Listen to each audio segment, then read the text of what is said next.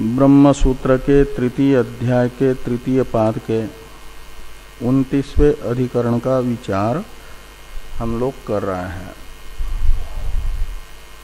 इस अधिकरण के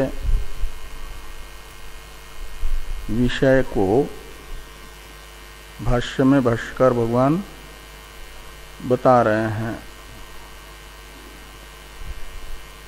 नैव वा इदम अग्रे सदाशित इत्यादि वाक्य से लिंग भूयस्त्वाधिकरण के विषय को भाष्यकार भगवान ने बताया है।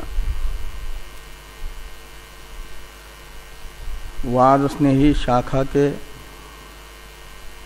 अग्नि रहस्य प्रकरण में यह वाक्य आया और उस वाक्य में मनश्चिदादि अग्नियों को बताया गया है। ये जो अग्निचयन प्रकरण में बताई गई मनश्चिदादि अग्नियां हैं, इन अग्नियों को विषय बना करके जो संशय होता है उसे भाष्यकार भगवान तेषु संशयः इत्यादि से बता रहे हैं। विषय तो बताया गया कि जो ये अग्नियां बताई गई हैं मन को प्रकृत करके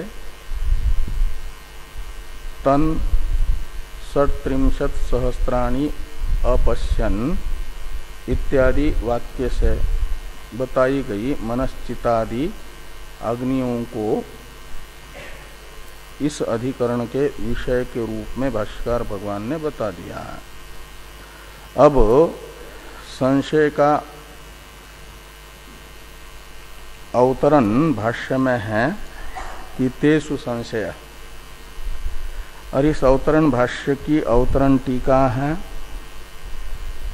कि पूर्वत्र अग्निचयन प्रकरणात् किम येते अग्नयः कृत्वर्था उत प्राधान्य ज्ञापक लिंगादि भूयस्त्वात् पुरुषार्था वा इति संशयम आह तेषु इति। तो ये कह रहे हैं येते अग्नय, येते अग्नय, इसमें येते ये सर्वनाम इस अधिकरण के विषय के रूप में बताई गई जो अग्नियां हैं उनका परामर्शक है। इसलिए येते अग्नयः का अर्थ निकलेगा यह मनश्चिदादि अग्नियां, येते अग्नय, इन्हें कृत्वंग माना जाए, क्रिया का शेष माना जाए। कृत्वंग यानी क्रिया शेष, कर्म का शेष मान ले या पुरुषार्थ मान ले। पुरुषार्थ का अर्थ होता है स्वतंत्र फल वाली, कर्म का अंग नहीं।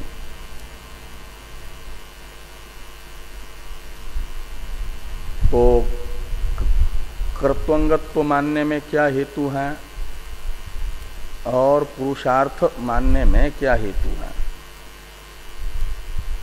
तो कृत्वंगत्व में हेतु बताया गया प्रकरण, और पुरुषार्थत्व में हेतु बताया गया लिंग भूयस्त्व, प्राधान्य ज्ञापक लिंग भूयस्त्व यानी लिंग प्रमाण। तो प्रकरण प्रमाण से इन मनश्चितादि अग्नियों को कर्मांग माना जाए अथवा लिंग प्रमाण से इन अग्नियों को पुरुषार्थ माना जाए, ये संशय है। इसी संशय को बताने वाला भाष्य वाक्य है आगे, तेषु संशय इत्यादि। इसलिए टीकाकार ने अवतरण में लिखा कि पूर्वत्र अग्नि चयन प्रकरणात् किम ये ते अग्नयः कृत्वर्ता उत प्राधान्य ज्ञापक लिंगादि भूयस्त्वात् पुरुषार्थावा इति संशयम आह। तो इत्याकारक संशय को भाष्यकार भगवान बता रहे। इति का अर्थ है इत्याकारक।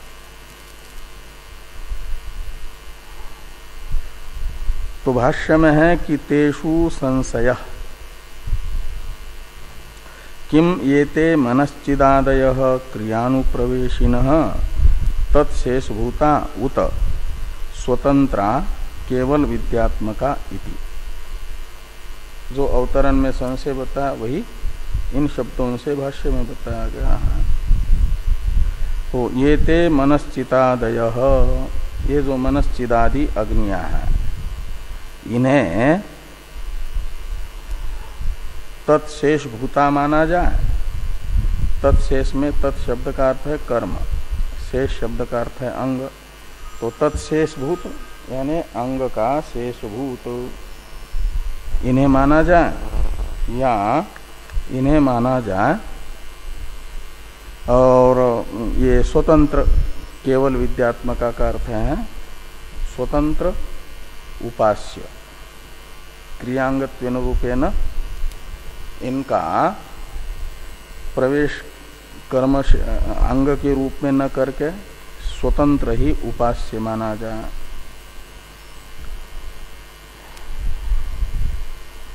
और क्रियानुप्रवेशिनः का मतलब क्रिया संबंधी। अनुप्रवेश शब्द है असंबंध अर्थ में, क्रियानुप्रवेशिन यानी क्रिया संबंधी में। तत्शेष भूता मतलब क्रिया के अंग के रूप में क्रिया के इनको संबंधी माना जाए। जैसे लौकिक अग्नि कर्म का अंगभूत होता है, ऐसे ही ये जो मनश्चितादि अग्नियां हैं इन्हें सांपादिक अग्नियां कहा जाता है। इनको भी लौकिक अग्नि के तरह, भौतिक अग्नि के तरह मान लिया जाए क्रिया का अंग ही। एक विकल्प, और इसमें हेतु है प्रकरण। अथवा लिंग भूयस्थ होने से मान लिया जाए केवल विद्यात्मक।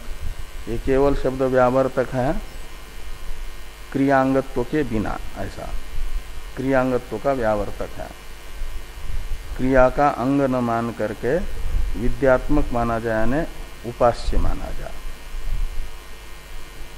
स्वतंत्र उपास्य माना जाए, वो पुरुषार्थ हो जाएगी।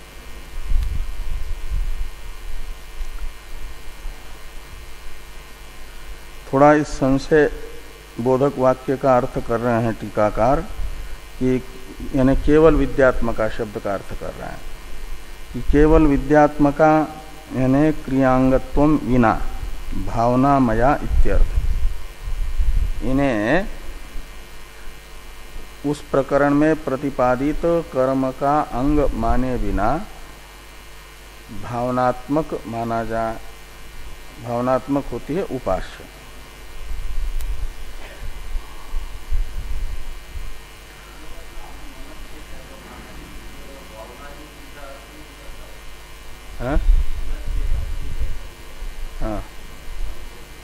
हाँ, तो पूर्व पक्षी भी कह रहे हैं कि भावनात्मक होने पर भी इनको क्रिया का अंग माना जाए। इसके लिए आगे वाले सूत्र में उदाहरण भी बताएंगे कि मानस होने पर भी वह क्रिया का अंग हो सकती है। इसके लिए मानसवत एक उदाहरण बताएंगे आगे वाले सूत्र में।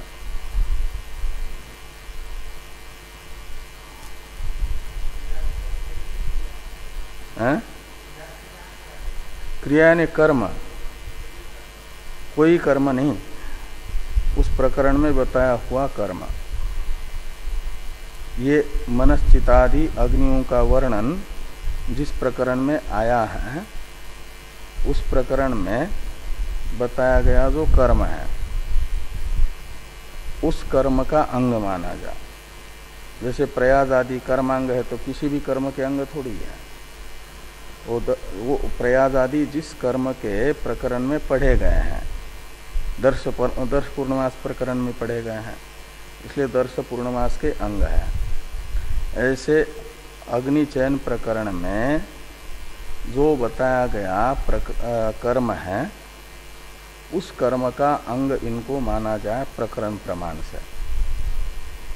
ये जिस कर्म के प्रकरण में पठित है, उसी कर्म का अंग मान लो, ऐसा पूर्व पक्षी कह रहे हैं।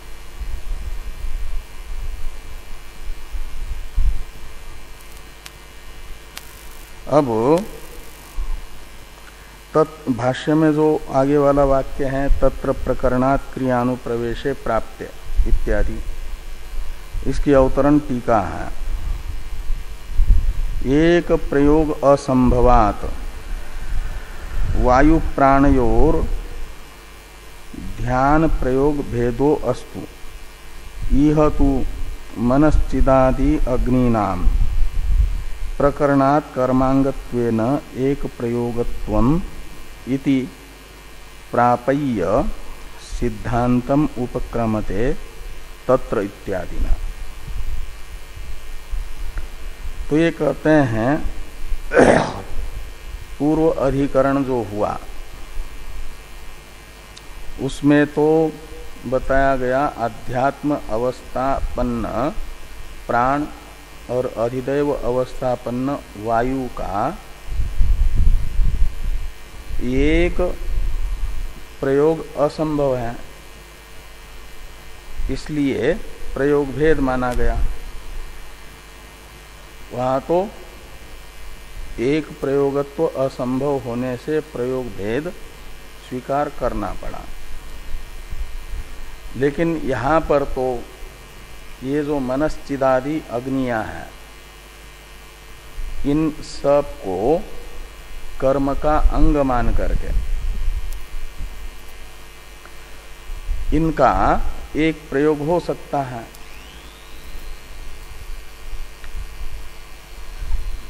अतः इन सब में एक प्रयोगत्व का प्रयोजक कर्मांगत्व स्वीकार किया जाए। इस अभिप्राय से पूर्व पक्ष का अवतरण लिख रहे हैं टीकाकार, एक प्रयोग असंभवात वायु प्राणयो हो ध्यान प्रयोग भेदो अस्तु, ये पूर्व अधिकरण का व्रत कथन हुआ।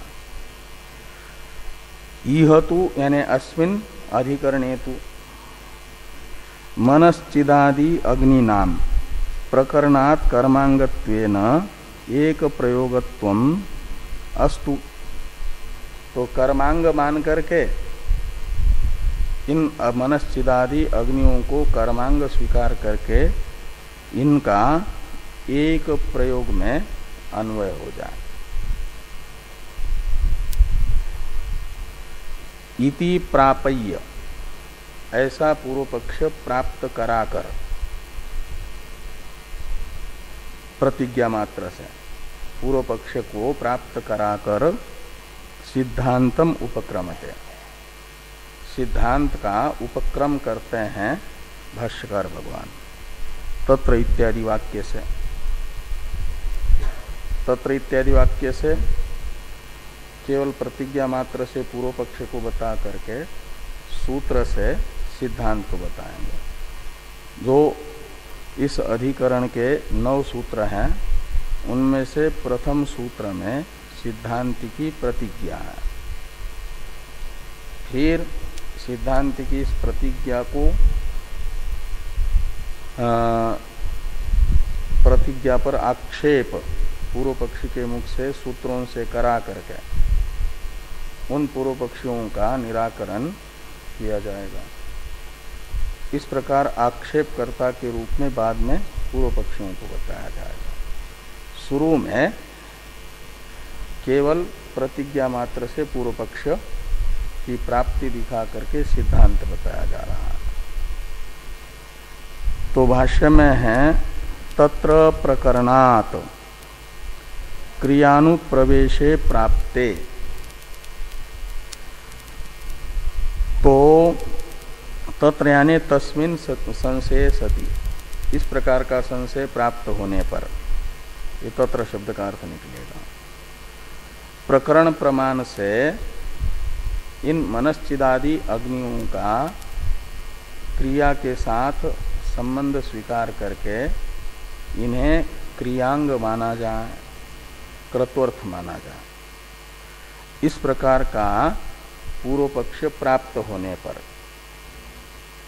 कहते हैं, सिद्धांत बता रहे हैं कि स्वातंत्र्यम तावत प्रतिजानीते, इन मनश्चिदादि अग्नियों का स्वातंत्र्य यानी कर्म अनंगत्व, कर्म का अंग बनेंगे तो कर्माधीन हो जाएंगे, स्वतंत्र नहीं, स्वतंत्र फलवान नहीं होंगी। इसलिए कहते स्वातंत्र्यम तावत प्रतिजानीते, स्वातंत्र्य को, स्वातंत्र्य की प्रतिज्ञा करते हैं, लिंग भूयस्त्वात् इति। अब भूयांसी ही लिंगानि अस्मिन् ब्राह्मणे इत्यादि से लिंग भूयस्त्वात्, ये जो हेतु बताया गया है पूर्व में, वो सूत्र में ही, प्रथम सूत्र में सिद्धांती हेतु बता रहे हैं। यानी स्वातंत्र्यम तावत प्रतिजानीते, ये जो भाष्य में वाक्य है, ये है सिद्धांत को बताने वाले सूत्र का अवतरण भाष्य। और प्रतिजानीते इस क्रियापद का कर्ता है भगवान सूत्रकार। प्रतिजानीते ये क्रिया है, इसके कर्ता के रूप में समझना व्यास जी को। तो सूत्रकार प्रतिजानीते, प्रतिजानीते का अर्थ है प्रतिज्ञा करते हैं। कौन प्रतिज्ञा करते हैं? तो सूत्रकार। किस विषयक प्रतिज्ञा करते हैं? तो स्वातंत्र्यम प्रतिजानीते, इन मनश्चितादि अग्नियों के स्वातंत्र्य की प्रतिज्ञा करते हैं व्यास जी। तो किस वाक्य से कर रहे हैं? तो इस अधिकरण के प्रारंभ सूत्र से, इस अधिकरण का जो प्रथम सूत्र है उस सूत्र से। इसलिए कहा लिंग भूयस्त्वात् इति। लिंग भूयस्त्वात् इत्यादि जो प्रथम सूत्र है इस अधिकरण का, इस प्रथम सूत्र से मनश्चितादि अग्नियों के स्वातंत्र्य की प्रतिज्ञा करते हैं, यानी सिद्धांत को बताते हैं। तो सूत्र का उच्चारण कर लें। लिंग भूयस्त्वात् तद्धि बलीयस्तदपि,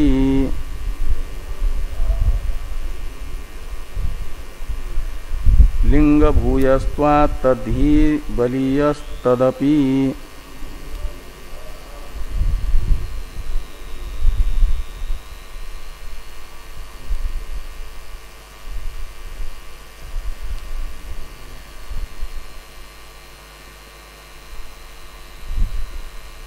तो प्रतिज्ञा रहेगी कि मनश्चिदादि अग्नियां कर्म के प्रकरण में पठित होने पर भी कर्मांग नहीं है, अपितु स्वतंत्र पुरुषार्थ हैं, स्वतंत्र उपास्य हैं। ऐसी ये प्रतिज्ञा रहेगी जो संशय में बताया था ना, उत स्वतंत्रा केवल विद्यात्मका, भाष्य में। तो स्वतंत्रा विद्यात्म, केवल विद्यात्मका, ये सिद्धांति की प्रतिज्ञा रहेगी।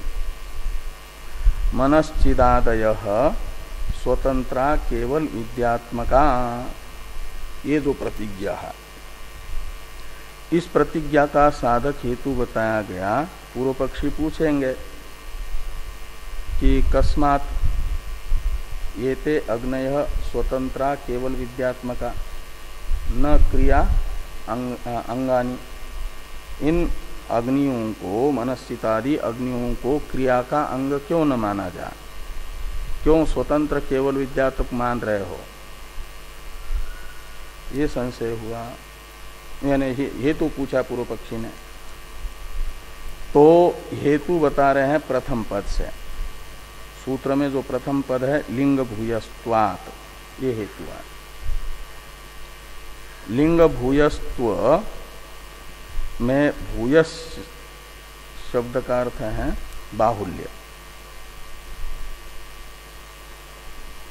इसलिए लिंग भूयस्त्वात् का अर्थ है अनेक लिंग उपस्थित होने से, विद्यमान होने से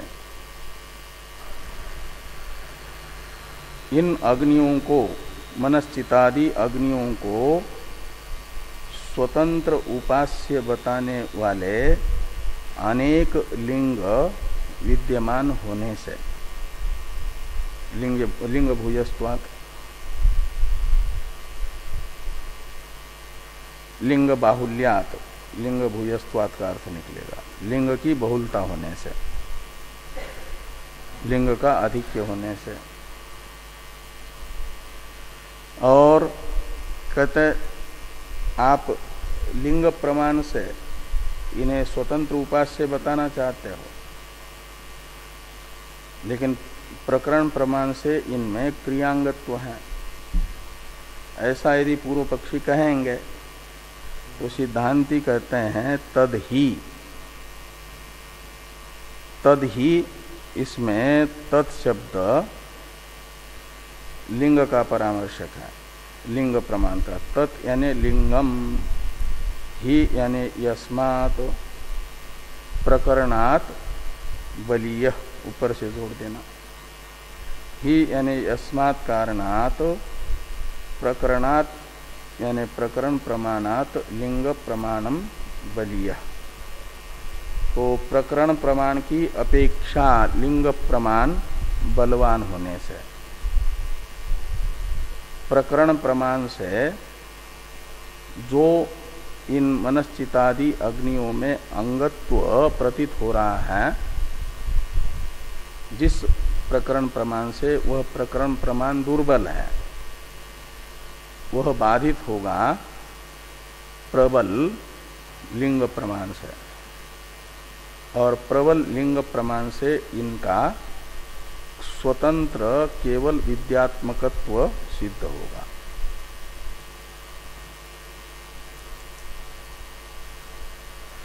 इस अभिप्राय से तद ही ये है। तो तद ही बलीय, इतने का अर्थ हो गया ना, यानी लिंग प्रमाण प्रकरण प्रमाण की अपेक्षा बलवान है। अंत में तदपि ये दो पद बचे हैं। तो तदपि में तत्शब्द का अर्थ है प्रकरण प्रमाण की अपेक्षा लिंग प्रमाण में बलीयस्त्व, ये तत्शब्द का अर्थ है। तो इसलिए तत् का अर्थ निकलेगा प्रकरण प्रमाण की अपेक्षा लिंग प्रमाण में बलीयस्त्वम अपि, तदपि का अर्थ निकलेगा प्रकरण प्रमाण की अपेक्षा लिंग प्रमाण बलवान है। ये आपने कैसे निश्चित किया? ऐसा यदि पूर्व पक्षी सिद्धांति को पूछेंगे, आपको कैसे निर्धारण हुआ कि प्रकरण प्रमाण दुर्बल है, लिंग प्रमाण प्रबल है, और प्रबल लिंग प्रमाण से इन अग्नियों में स्वातंत्र्य निश्चित होता है करके? तो पहले इन दो प्रमाणों में से प्रकरण का दौर्बल्य और प्रकरण की अपेक्षा लिंग का प्राबल्य ज्ञापक कोई बताना पड़ेगा न। प्रमाण किस प्रमाण के आधार पर आपने ये निर्धारण किया कि लिंग प्रमाण प्रकरण प्रमाण की अपेक्षा बलीय है? ये पूर्व पक्षी का प्रश्न है। उसका उत्तर देने के लिए भगवान वेद व्यास जी ने तदपि ये दो पद लिखे हैं कि तदपि यानी लिंग प्रमाण में प्रकरण प्रमाण की अपेक्षा प्राबल्यम अपि उक्तम, उक्तम का अध्यार कर देना। वो प्रकरण प्रमाण की अपेक्षा लिंग प्रमाण में प्राबल्य भी कहा गया है। किससे कहा गया है, किसने बताया है? तो कहते हैं आपके ही आचार्य ने मीमांसा में, पूर्व मीमांसा में ये कहा गया है एक सूत्र से। वो सूत्र है श्रुति लिंग प्रकरण स्थान समाख्यानाम पार दौर्बल्यम अर्थ विप्रकर्षात्। ये सूत्र है जैमिनी जी का। इसलिए जैमिनी जी ने इस वाक्य से पूर्व मीमांसा में बताया है कि श्रुत्यादि 6 प्रमाणों में से पूर्व प्रमाण की अपेक्षा उत्तर प्रमाण दुर्बल है, पूर्व प्रमाण प्रबल है। पार दौर्बल्यम का अर्थ है पर प्रमाण में, पर यानी उत्तर प्रमाण में दौर्बल्य है, वो दुर्बल होगा और पूर्व प्रमाण प्रबल होगा। ऐसा क्यों? तो अर्थ विप्रकर्षात् ये हेतु बताया है। तो ये जो श्रुति लिंग प्रकरण स्थान समाख्यानाम पार दौर्बल्यम जैमिनी जी का वाक्य है, इस सूत्र वाक्य से जैमिनी जी ने कहा है, जैमिनी जी के द्वारा कहा गया है। तत् यानी लिंग प्रमाण है प्रकरण प्रमाण की अपेक्षा पूर्व, प्रकरण प्रमाण है लिंग प्रमाण की अपेक्षा पर। इसलिए लिंग प्रमाण में प्राबल्य प्रकरण प्रमाण की अपेक्षा जैमिनी जी के द्वारा ही कहा गया है। ये तदपि उत्तम से कहा गया। और कौन से सूत्र से कहा? तो ये श्रुति लिंग इत्यादि लिंग प्रमाण अर्थ विप्रकर्षात् का अर्थ होता है अर्थ ज्ञापन में विलंब। हाँ, वो नियम होता है कि उत्तर प्रमाण अपने अर्थ का ज्ञापन करने के लिए पूर्व प्रमाण की अपेक्षा करता है। श्रुति प्रमाण से पूर्व में कोई भी प्रमाण न होने से श्रुति को अपना अर्थ ज्ञापन करने के लिए किसी भी प्रमाण की अपेक्षा नहीं है। इसलिए श्रुति प्रमाण से अंगांगी भाव रूप अर्थ का निर्धारण करने के लिए कोई विलंब नहीं होगा, विप्रकर्ष नहीं होगा, व्यवधान नहीं होगा। और लिंग प्रमाण जब इन सब प्रमाणों का अर्थ है प्रतिपाद्य विषय है अंगांगी भाव, और इन श्रुत्यादि प्रमाणों से ज्ञापित होने वाला अंगांगी भाव रूप जो अर्थ है उसका ज्ञापन करने में अविलंब से अव्यवधान से ज्ञापन करता है केवल एक प्रमाण, पहला वाला श्रुति। उसे अपना अर्थ ज्ञापन करने के लिए लिंगादि प्रमाणों में से किसी प्रमाण की अपेक्षा नहीं है। लिंगादि उत्तर प्रमाणों की अपेक्षा किए बिना ही लिंगादि प्रमाण से निरपेक्ष रह करके श्रुति प्रमाण अंगांगी भाव का निर्णय करता है।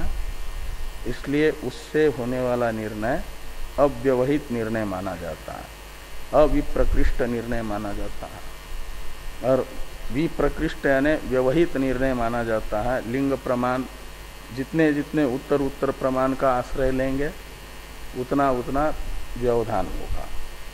लिंग प्रमाण के द्वारा अंगांगी भाव का निर्धारण करना होगा तो लिंग प्रमाण को अपने से पूर्ववर्ती श्रुति प्रमाण की अपेक्षा होती है, तो इसलिए व्यवधान होता है। तो प्रकरण को जब अंगांगी भाव का निर्धारण करना होगा तो वाक्य, लिंग और श्रुति तीन की अपेक्षा रहेगी। और लिंग प्रमाण से अंगांगी भाव का निर्धारण करते हैं तो केवल एक की ही उसे अपेक्षा रहती है। तो दो का व्यवधान है प्रकरण प्रमाण से अंगांगी भाव का निर्धारण करते समय, और मात्र एक की ही अपेक्षा है इसको लिंग प्रमाण को, इसलिए बाकी कोई व्यवधान नहीं है। अतः लिंग प्रमाण को माना गया अव्यवहित निर्णय देने वाला होने के कारण। व्यवधान को देखा जाए, विलंब को देखा जाए तो प्रकरण प्रमाण से ज्यादा समय लगता है, विलंब होता है, व्यवधान होता है निर्णय प्राप्त करने में, और अव्यवधान से निर्णय प्राप्त होता है लिंग प्रमाण से। यही उनमें लिंग प्रमाण में प्राबल्य है और प्रकरण प्रमाण में दौर्बल्य है। तो तदपि उक्तम का मतलब मीमांसा में जैमिनी जी के द्वारा लिंग प्रमाण की अपेक्षा प्रकरण प्रमाण का दौर्बल्य बता दिया गया है। तो लिंग भूयस्त्वात् तदहि बलीयस्तदपि। भाष्यकार भगवान इस सूत्र की व्याख्या कर रहे हैं। सूत्र को देखिए, भाष्य को देखिए। भूयांसी ही लिंगानि अस्मिन् ब्राह्मणे केवल विद्यात्मकत्वम येषाम उपोद्बलयन्ति दृश्यन्ते। कहते हैं कि अस्मिन् ब्राह्मणे, ये जो अग्निचयन ब्राह्मण है, इस ब्राह्मण में इन मनश्चितादि अग्नियों के केवल विद्यात्मकत्व को दृढ़ता से ज्ञापित करने वाले अनेक लिंग प्रमाण हैं, एक दो ही लिंग नहीं। भूयांसी लिंगानी बहुवचन है, का मतलब लिंगों का बाहुल्य है लिंग प्रमाण का। किस अर्थ के ज्ञापक ये लिंग है? तो मनश्चितादि अग्नियों के केवल विद्यात्मकत्व के ज्ञापक अनेक लिंग उस प्रकरण में विद्यमान होने से माना जाएगा कि लिंग प्रमाण के आधार पर मनश्चितादि अग्नियां कर्मांग नहीं अपितु स्वतंत्र उपास्य हैं, केवल भावनात्मक है। इस अभिप्राय से लिखते हैं कि भूयांसी ही लिंगानि अस्मिन् ब्राह्मणे केवल विद्यात्मकत्वम येषाम उपोद्बलयन्ति। येषाम यानी मनश्चिदादि अग्नि नाम, येषाम ये सर्वनाम है ना, वो सन्निहित प्रकृत अर्थ का परामर्शक होता है। सन्निहित प्रकृत अर्थ है मनश्चितादि अग्नियां, इसलिए येषाम का अर्थ निकलेगा मनश्चितादि अग्नि नाम। केवल विद्यात्मकत्वम उपोद्बलयन्ति का करता है भूयांसी लिंगानी। उपोद्बलयन्ति के कौन उपोद्बल कर रहे हैं का मतलब पुष्ट कर रहे हैं, दृढ़ता से ज्ञापित कर रहे हैं, तो लिंगानी। उपोद्बलयन्ति क्रियापद का कर्ता लिंगानी को समझना, और लिंगानी का विशेषण है भूयांसी। अनेक लिंग प्रमाण इन मनश्चितादि अग्नियों के केवल विद्यात्मकत्व का दृढ़ता से ज्ञापन करते हैं।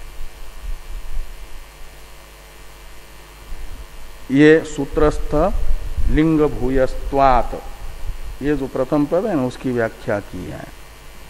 तो कहा फिर वो लिंग कौन से हैं, उसमें एक आध दो उदाहरण के रूप में बताइए। तो उदाहरण के रूप में बता रहे हैं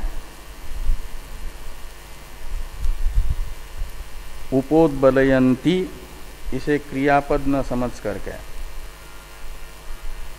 इसे समझना प्रथमा बहुवचन क्षत्रि प्रत्ययांत।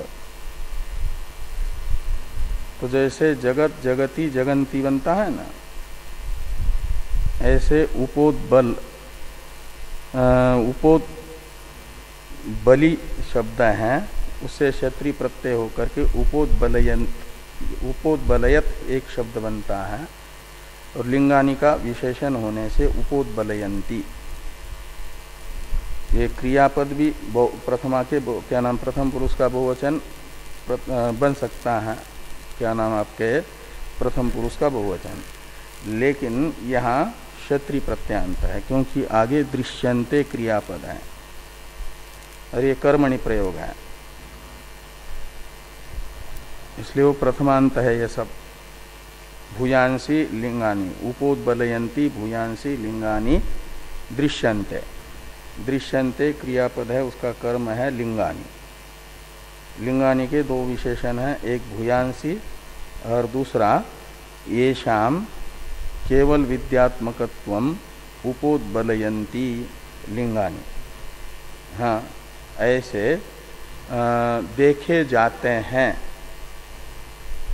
उस प्रकरण का, उस ब्राह्मण का अनुसंधान करने वाले के द्वारा।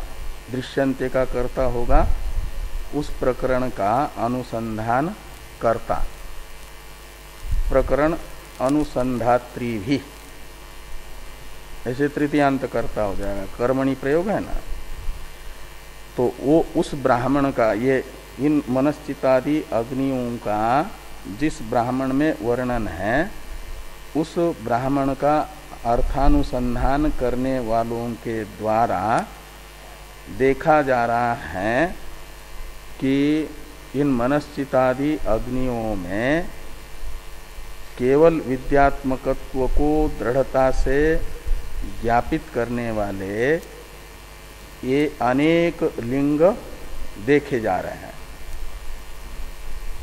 ये इस वाक्य का अर्थ निकलेगा, अनेक लिंग देखे जा रहे हैं। तो कहा फिर ऐसे वो लिंग उस ब्राह्मण का अनुसंधान करने वालों के द्वारा देखे गए लिंगों में से कुछ लिंग का उदाहरण के रूप में यहाँ पर उपस्थापन करिए, बताइए उनको। तो भाष्कर भगवान बता रहे हैं, तद यत् किंच इमानी भूतानि मन, हाँ, ये जो तद यत् किंच इमानी भूतानि मनसा संकल्पयन्ति इत्यादि वाक्य से उन लिंगों को भाष्कर भगवान बता रहे हैं। और ये वाक्य हैं उस ब्राह्मण के, जिस ब्राह्मण में आए हैं ये मनश्चितादि अग्नियां। मनश्चितादि अग्नियों के प्रतिपादक ब्राह्मण में ये वाक्य हैं, मनश्चितादि अग्नियों में केवल विद्यात्मकत्व के ज्ञापक लिंग को बताने वाले वाक्य, ये तद्यत किंच इत्यादि। इनका अवतरण लिखते हैं टीकाकार। अवतरण लिखने से पहले थोड़ा यहाँ के पूर्व पक्ष के मत में, सिद्धांत मत में जो फल भेद होता है उसे बता रहे हैं। तो पूर्व पक्ष के मत में फल बताया जा रहा है, पूर्व पक्ष से भावना अंगानी भावना अग्निनाम कृत्वंगत्वम इष्टम। तो कहते हैं कि पूर्व पक्ष के मत में ये जो भावना अग्नियां हैं, भावना अग्नि कहते हैं ये आपके मनश्चितादि अग्नियों को, मनादि से संपादित अग्नियां भावना अग्नि हैं, उनमें वो अग्नित्व की भावना की है, इसलिए वे हैं सांपादिक अग्नि कहो या भावना अग्नि कहो, भावना से अग्नि के रूप से गृहीत। जैसे वैश्वानर उपासक का मुख आह्वनीय अग्नि नहीं है, लेकिन भावना की जाती है वैश्वानर उपासक के द्वारा कि ये मेरा मुख ही आह्वनीय अग्नि है। हृदय गार्हपत्य है, मन अनुमार्ह पचन है, इत्यादि भावना की जाती है, वो संपत अग्निहोत्र हो जाता है। संपत कहो या सांपादिक कहो, उसको भावना अग्निहोत्र भी कहा जाता है। ऐसे ये है भावना से अग्नि के रूप से गृहीत मनश्चितादि अग्नियां, ये भावना अग्नि है। तो इन भावना अग्नियों में यानी मनश्चितादि अग्नियों में कृत्वंगत्वम इष्टम, पूर्व पक्ष है, ये इष्ट शब्द है फल का पर्यायवाचक। इष्टम यानी फलम, पूर्व पक्ष के मत में फल होगा इन मनश्चितादि अग्नियों में कृत्वंगत्व, कर्मांगत्व। और आगे कहते हैं कर्मांग वे कैसे होगी, यदि सिद्धांति उन्हें कहेंगे तो वहां तो भौतिक अग्नि बताया हुआ है कर्मांग, वहां तो प्रत्यक्ष कर्म में यानी प्रत्यक्ष अग्नि में डालना है स्वाहा स्वाहा करके आहुतियां। तो इन भावना रूप अग्नियों में वो कृत्वंगत्व कैसे होगा।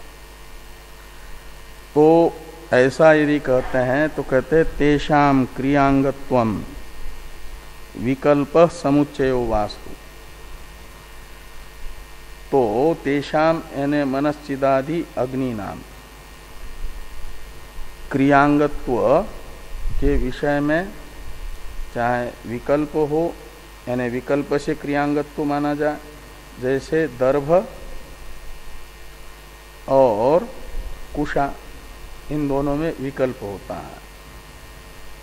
दोनों कर्मांग है, यदि दर्भ नहीं है तो कुशा से, कुशा नहीं है तो दर्भ से।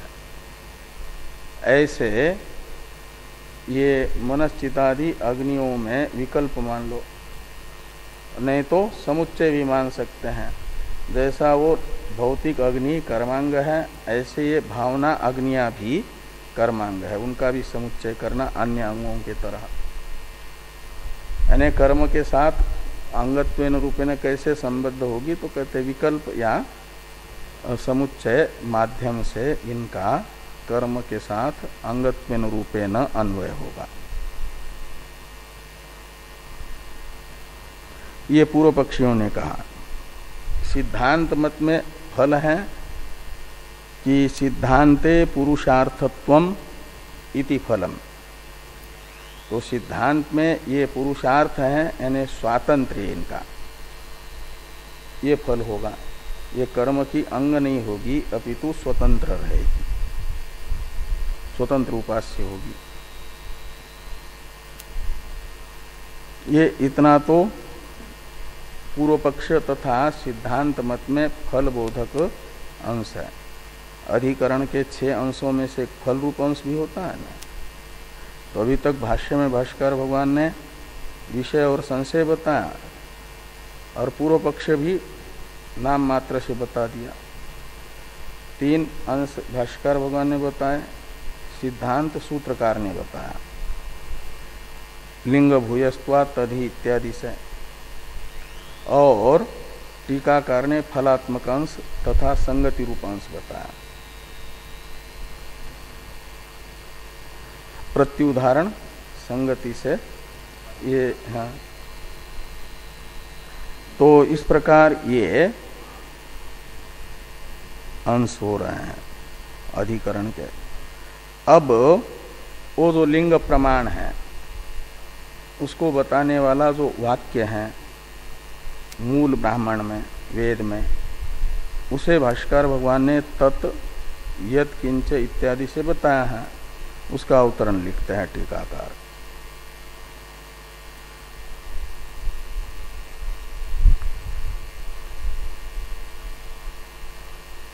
तद यत् किंच इमानि भूतानि, इस श्रुति वाक्यस्थ तत् शब्द का पहले टीकाकार अर्थ कर रहे हैं अवतरण में, उसी का अवतरण लिख रहे हैं ना। तो अवतरण में इस श्रुति वाक्य का अर्थ बताते हैं भाष्यकार भगवान, और ये क्या नाम टीकाकार भाष्यकार ने अर्थ बताते हुए अवतरण लिखते हैं। यानी ये कैसे लिंग प्रमाण का ज्ञापक वाक्य है। इसे बताना है ना, वो अवतरण में ही बताते हैं। तो इसलिए मूल श्रुतिस्थ जो वाक्य है उसमें पहला पद है तत्। उस तत् का अर्थ कर रहे हैं कि तत्र, तत् यानी तत्र, तत् के बाद में तत्र, तो तत् ये है मूल का प्रतीक, उसका अर्थ वर्णन है तत्र। और तत्र ये त्रल प्रत्यय है सप्तमी अंत से, सप्तमी है सती अर्थ में, इसलिए तत्र शब्द का भी अर्थ कर रहे हैं आगे। तत् का अर्थ कर दिया तत्र, और तत्र का अर्थ है तस्मिन् सति, और तस्मिन् का क्या अर्थ निकलेगा वो अर्थ बता रहे हैं। सर्व प्राणी मनोवृत्ति भी मम सदा अग्नयः चीयन्ते इति ध्यान दार्ढे सति, ये मूल श्रुतिस्थ तत्शब्द का अर्थ है। तद यत इत्यादि में तत्शब्द का इतना अर्थ निकलेगा कि ये जो मनश्चिदादि अग्नियों का चिंतन करने वाला चिंतक है, उपासक है, वह ऐसा चिंतन करता है कि सभी प्राणियों की मनोवृत्ति रूप ईंटों से ये जो मेरी उपास्य अग्नियां हैं उनका चयन हो रहा है। हाँ, अपनी ही मनोवृत्तियां नहीं, केवल एक दिन रात में बनने वाली अपनी मनोवृत्तियों में ही ईंटों की भावना नहीं करेगा। वो प्राणी मात्र की जो दिन रात में बनने वाली मनोवृत्तियां, वो ईंटों के तरह ईंटें हैं, और उन ईंटों से मनश्चिदादि अग्नियों का चयन हो रहा है, निष्पादन हो रहा है। हाँ, तो वो ऐसी भावना करता है, चिंतन करता है कि सारे प्राणियों की मनोवृत्ति रूप ईंटों से मेरी उपास्य जो अग्नियां हैं मनश्चिदादि, उनका निर्वर्तन हो रहा है, चयन किया जा रहा है। ऐसा ध्यान उपासक को करना होता है। और ये ध्यान जैसे जैसे अभ्यास बढ़ता है और दृढ़ होता जाता है, और उसमें पूर्ण दृढ़ता आती है, उस दृढ़ता को बता रहा है तत्शब्द। तद यत् किंच इत्यादि में तत् का अर्थ है तत्र, और तत्र का अर्थ है कि प्राणी मात्र की मनोवृत्ति रूप ईंटों से मेरी उपास्य मनश्चिदादि अग्नियों का निर्वर्तन हो रहा है, संपादन हो रहा है। ऐसा ध्यान जब दृढ़ हो जाता है तब ये तत्शब्द का अर्थ निकलेगा।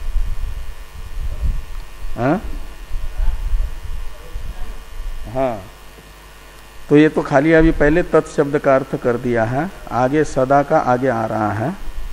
पहले तत् का अर्थ करते हैं कि तत् यानी तत्र सर्व प्राणी मनोवृत्ति भी मम सदा अग्नयः चीयन्ते इति ध्यान दार्ढे सति।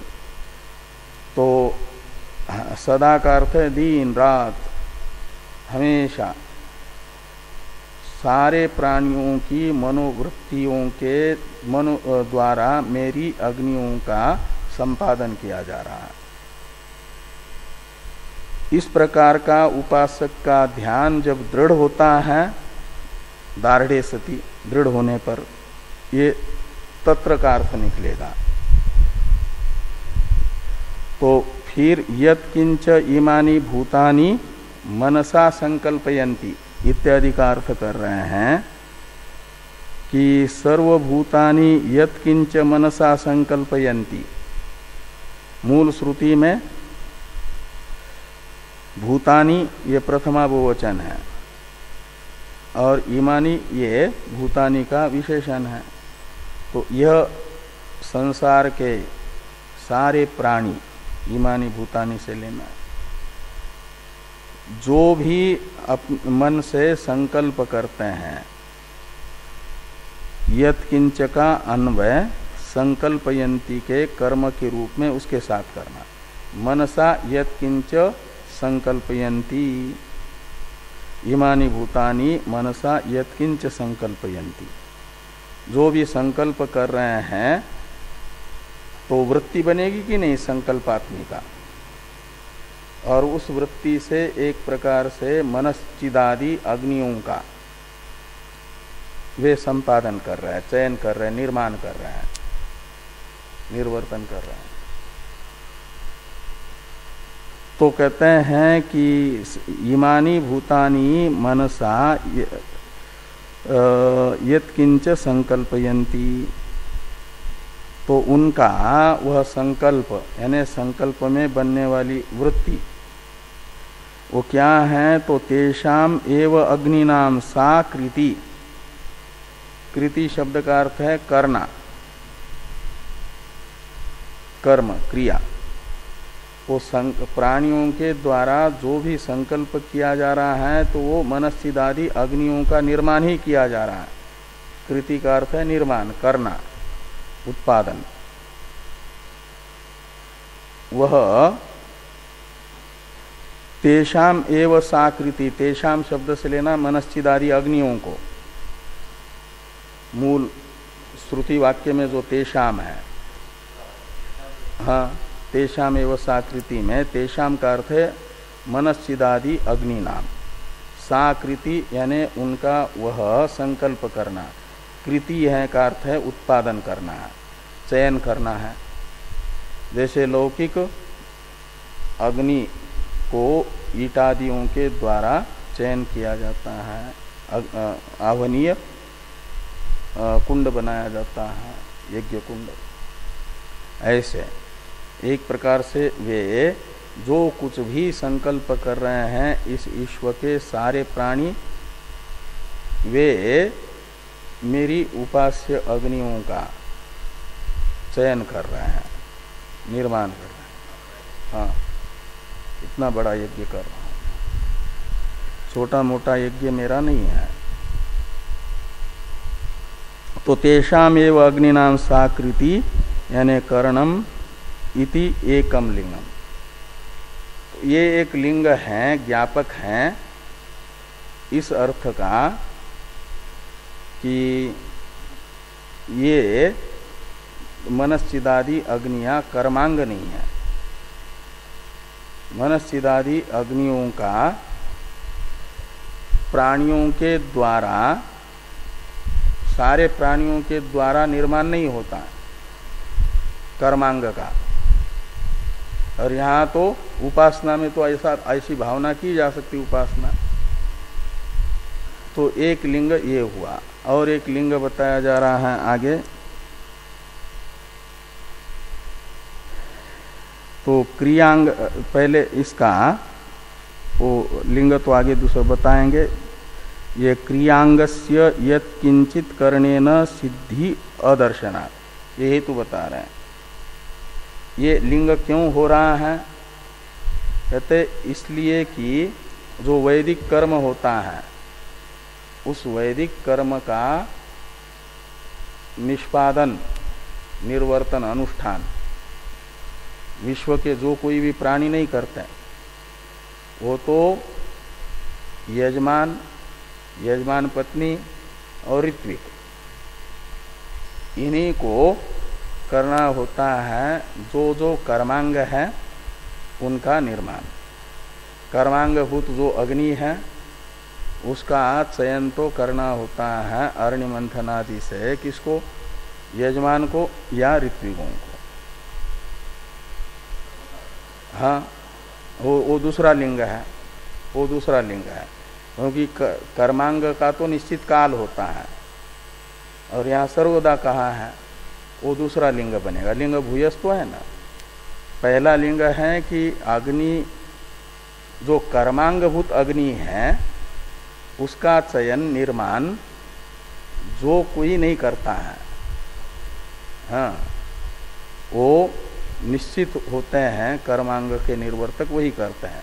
यहाँ तो विश्व के सारे प्राणियों को ही बताया जा रहा है मनश्चिदादि अग्नियों का निर्वर्तक। ये ज्ञापक लिंग है कि ये विश्व के सारे प्राणियों के मनोवृत्तियों के द्वारा निष्पादित जो अग्नि है मनश्चिदादि, वे केवल विद्यात्मक अग्नि है, कर्मांग नहीं होगा। कर्म का निर्वर्तक विश्व के सारे प्राणी नहीं होंगे, तब तो वो कर्ता कोटि में जाएंगे उधर। लेकिन ऐसा नहीं होगा किसी का भी वो कर्मांग में कर्म में मैंने ये कर्म किया ऐसा अभिमान नहीं होता। तो ये इस अभिप्राय से ये हेतु बताया कि क्रियांगस्य यत्किंचित करणेन सिद्धि अदर्शनात्। तो कहते हैं जो कुछ संकल्प करने मात्र से क्रिया के अंग का निर्वर्तन नहीं होता, जिस किसी ने भी जो कोई संकल्प किया इतने मात्र से कर्मांग निर्माण हुआ, ऐसा नहीं होता। उसके लिए तो शास्त्र विधि है, उसी विधि से उसको निष्पन्न करना होता है। ये एक लिंग हुआ।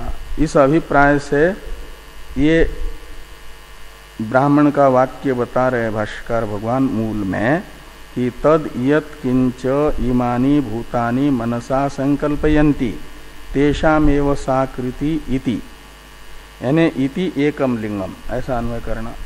ये एक लिंग है। और दूसरा लिंग बताया जा रहा है तान ह एतान एवं विदे सर्वदा सर्वाणि भूतानि चिन्वन्ति अपि स्वपते इति च एवं जातीयकानि। ये दूसरा लिंग बताने वाला वाक्य है। यहाँ ये कहा गया कि एवं विदे, यानी इस प्रकार की उपासना करने वाले उपासक के लिए, एवं विदे का अर्थ है उपासकाय। हाँ, तो ये अग्निश्चिदादि अग्नियों का जो चिंतक है, उपासक है, उस उपासक के लिए क्या करते हैं, उपासक के उपास्य अग्नियों का चयन सर्वाणि भूतानि चिन्वन्ति, यानी चयन करते हैं।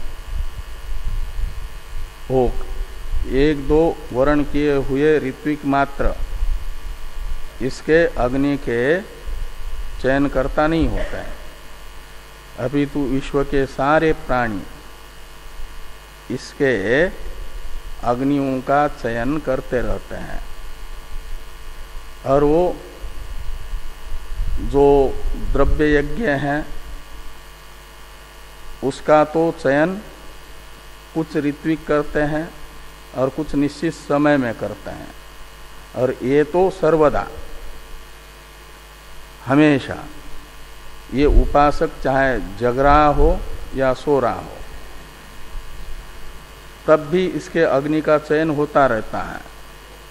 हाँ, क्योंकि वो सोएगा तब भी उसके मन में भले ही संकल्प विकल्प न हो, क्योंकि मन का व्यापार उस समय शांत होता है, लेकिन बाकी प्राणी तो जग रहे होते हैं।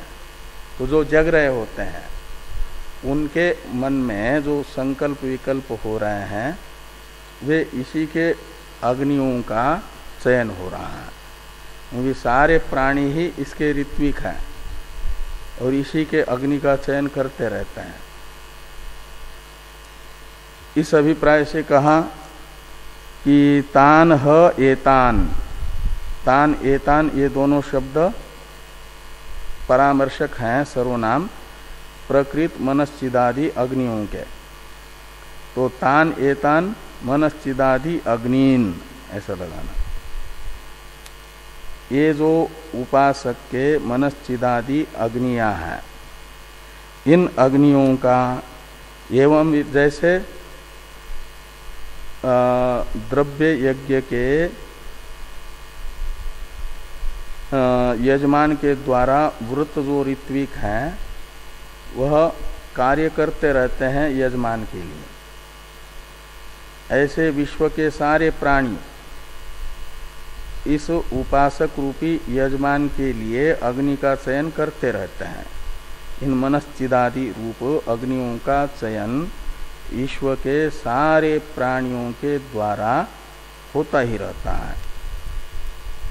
ये जो यजमान है उपासक वो भले ही सो जाए या जगे, इस अभिप्राय से कहते हैं कि एवं विदे सर्वदा यानी हमेशा निरंतर सर्वाणि भूतानि चिन्वन्ति यानी सभी प्राणी तान एतान चिन्वन्ति यानी मनश्चिदादि अग्नियों का चयन करते रहते हैं सभी प्राणी। अपि सोपते कहे ये सो जाए तब भी ये विश्व के सारे प्राणी रूपी ऋत्विक इसका कार्य करते रहते हैं अग्नि का चयन। अब ये जो है कर्म वो तो निश्चित समय में होता है, कर्म का और कर्मांग का तो समय निरंतर नहीं होता, सर्वदा नहीं होता, एक निश्चित समय होता है। यहाँ पर तो बताया जा रहा है सर्वदा चिन्वन्ति, एक निश्चित ऋत्विक होते हैं और निश्चित समय होता है। यहाँ तो विश्व के सभी प्राणी और सब काल पूरा काल बताया जा रहा है। ये ज्ञापक लिंग है किसके कि ये मनश्चिदादि अग्नियां विश्व के सारे प्राणियों के द्वारा हमेशा निर्वर्तित होने वाली कर्मांग नहीं है, अपितु केवल विद्यांग है, उपासना की विषयभूत ये अग्नियां हैं, उपास्य अग्नियां हैं।